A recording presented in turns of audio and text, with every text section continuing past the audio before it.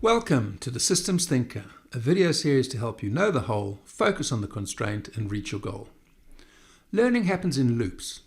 Single loop learning is a case of doing a task in a particular way and repeating it again and again, always getting that bit better, and ultimately, through practice, becoming perfect. A young performer aspiring to become a musician might start with the scales and arpeggios assigned by their teacher. Every day they're encouraged to spend hours and hours practicing until mind and body become one. Double loop learning asks, why do it this way? Is there an improvement to be made, say with posture, hand positioning, breathing? What assumptions is the student making about how they play the instrument? What's holding them back from greater virtuosity? What improvements do they need to make to their understanding of musical theory, interval training, and counterpoint, for example?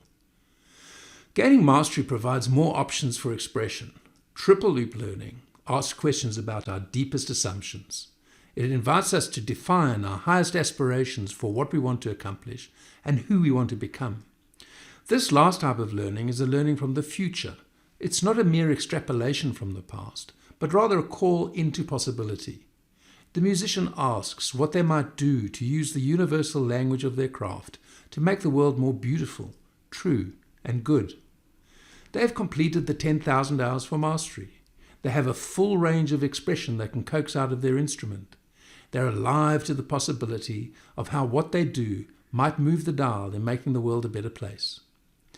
If you think about your work, you might want to think about what the world calls on you to do and start your learning from there. That's your tip for better ways to do better work and redefine what's possible.